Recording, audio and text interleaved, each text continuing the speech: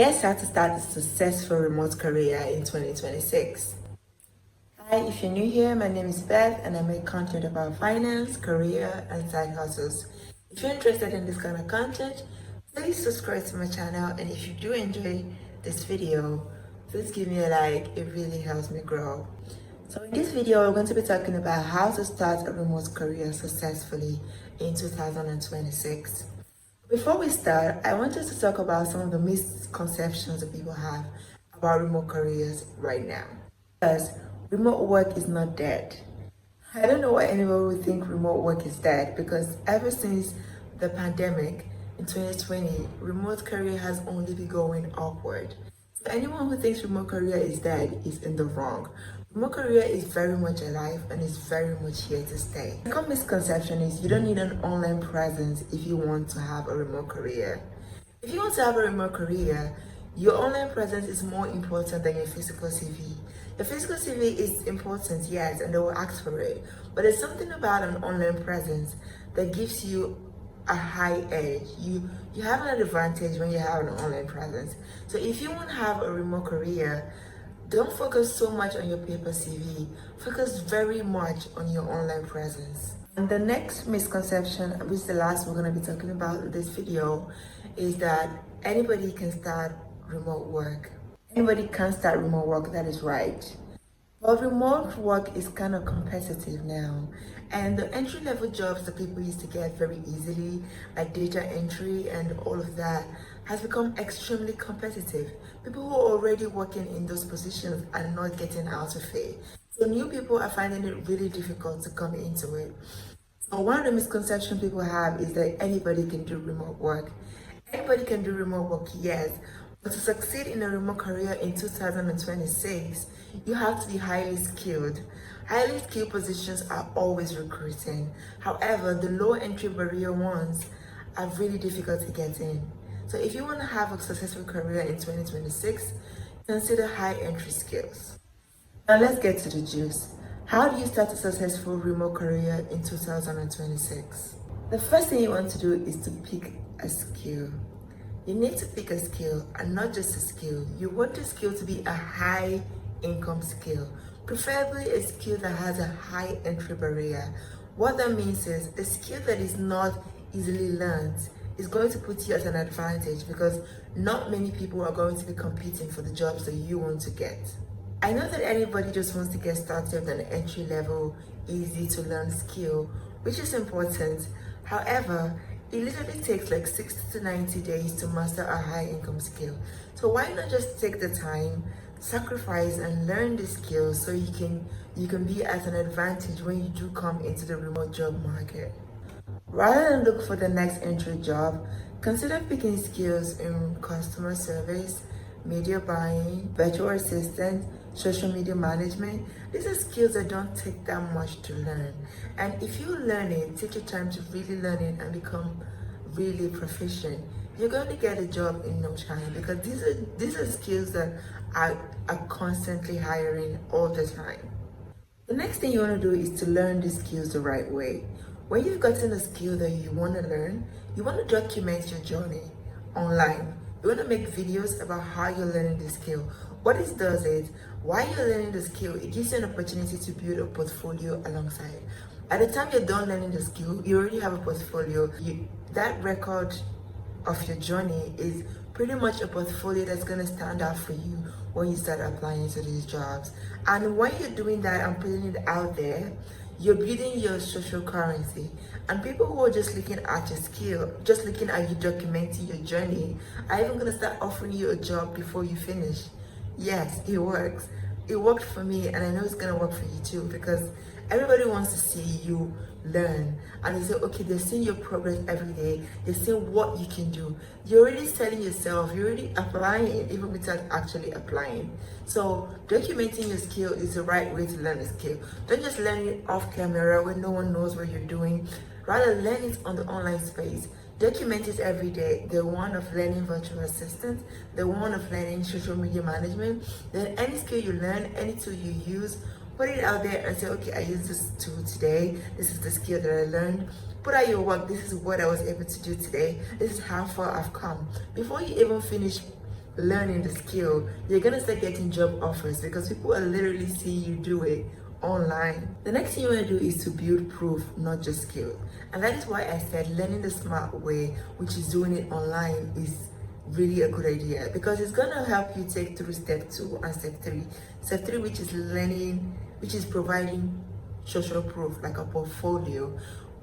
Those videos that you're going to be recording about your journey is going to stand for you more like a portfolio. So when you set up your LinkedIn or your Instagram or however, wherever you want to have a professional network, those videos that you've put out when you're learning the skills are gonna stand out for you and are gonna speak for you as a professional because they're gonna see your failures, your lessons, your results, and that is what you want to do. You need a portfolio to apply to this kind of jobs. You need to see that you can do what you claim that you can do.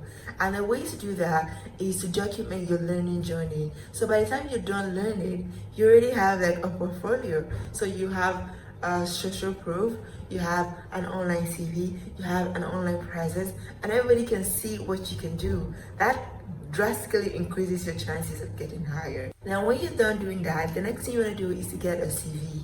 I know I said online CV is just as if it's more important, but a paper CV is just as important because some people are gonna say, give me your paper CV as well as your portfolio. So you don't want that when you get to the time of that, you start looking for a CV. So you want to be doing your CV as well when you're working on your portfolio. So you have the both of them ready. So when an opportunity comes, you just willing to apply and get started immediately. So when you're doing your CV, you need a clear professional headline, nothing too long, just something that says I'm a social media manager, I can manage your page, I can take your page from this to that, I'm a social media manager, I work busy professionals, I can help you manage your business while you focus on your career. Just something like that, something straight to the point and meaningful. You don't have to, you don't want to go, you don't want it to be too long, but you don't want it to be like to not carry enough meaning. You want it to be convincing.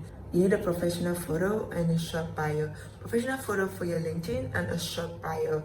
You need a portfolio link. You can use a portfolio, those videos, you can upload them on Google Drive. That's what I used to use when I started. I had all my portfolio on Google Drive. Then you can have a shareable link to put in your applications. If you have a website, if you're able to set up a website, that would even be better. But if you want to just start and you don't want to like incur costs in the beginning, that is one thing you can do. You can just put it on Google Drive and then get your shareable link and put it on your applications. And the next thing you want to do is to apply strategically. You need to, now that you have your portfolio, your online presence, your CV, your shareable Google portfolio link, the next thing you want to do is to apply. That is the importance of high income skill. With a high income skill, you don't need to apply to so many jobs before you start getting results because your skill is in demand. So what you want to do is to apply strategically.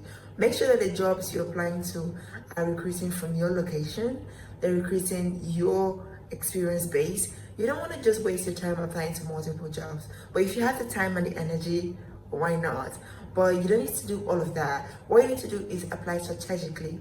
Target the jobs that speak to you, that you qualify for. Those are the ones you want to be applying to so you don't waste your time getting burned out. Because if you start applying to like 20 jobs a day, you're going to get answers faster, that is true, but you're going to get burnt out. But if you're focused on applying like 6 to 7 every single day, it's easier to keep up with. That is why I say there's no need to apply to everywhere, just apply strategically. Target the jobs that you qualify for the most and apply. So you want to customize a CV for each role.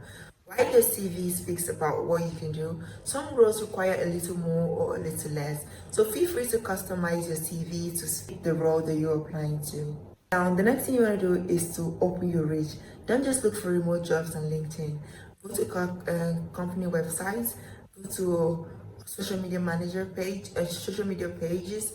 You can see some companies put in vacancies on their pages.